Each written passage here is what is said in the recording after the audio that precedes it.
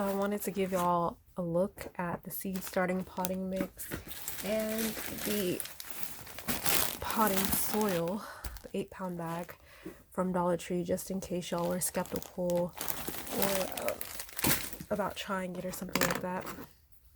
So the seed starting potting mix, I've already used this, and it's a soilless mix for houseplants, bulbs, cuttings, and seedlings. It's a blend of sphagnum peat moss, professional growers grade vermiculite, horticultural grade perlite, and other ingredients, which is like a wetting agent. It says so right here. Okay, so this is what it looks like dry. I don't know if y'all can see that. There is perlite in it, it's just deeper down, but this is what it looks like dry. This is a 1.5 dry quart bag, and I did figure out that about 6 bags of this seed starting mix is about the same price and the same amount as a regular full-size bag, I guess, bag of seed starting mix at like Home Depot or Lowe's or wherever you get your starting mix from. So about the same price. This is my first time using a soilless mix. I usually use or have used Miracle-Gro's potting mix in the past, and that was it. So I'm interested in seeing how this works. What caught me by surprise is the fact that how long it took to get this wet, or you know what I mean. This is what it looks like, moistened.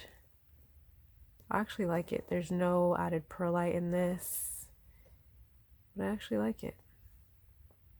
It's not bad. I do have to repot this pilea I just got, and I'm going to be using this mix.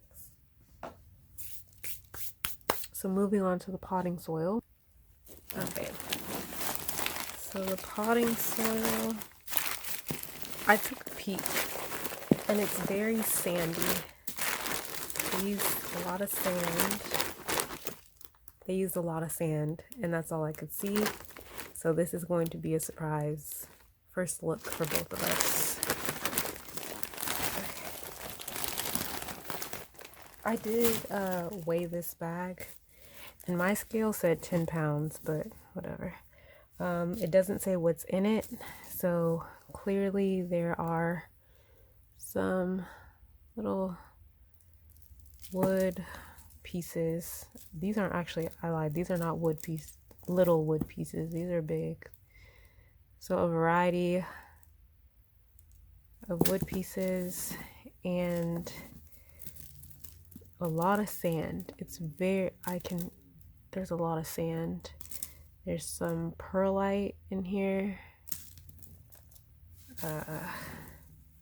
What else? I don't know what else they used, because it doesn't list what they used. I mean, I don't care, but y'all might.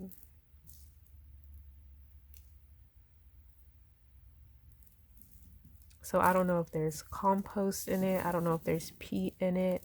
I don't know if I don't think there's no vermiculite in here. But this is what it looks like. Let's see, let me get a spray bottle and we can see what it looks like, I guess drenched, because it's just moist. It's not fully dry. Okay, I'll put some on this little tray.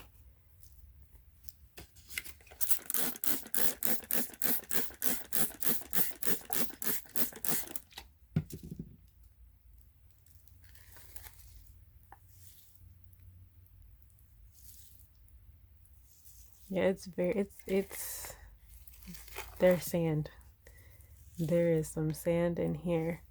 One thing that I do want to look out for is the reason why I want to know what's in here is because if there's compost in here, then I'm probably just going to use this outdoors, because I did get a cactus potting mix, soil mix, and a regular potting soil mix from the grocery store, and I mixed it up and planted some of my plants in there.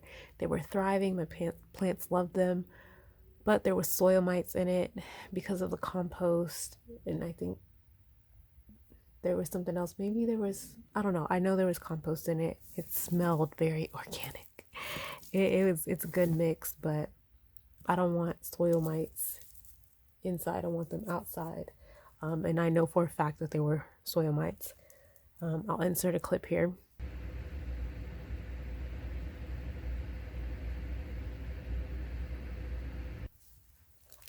But yeah, I will amend this with probably a lot of perlite.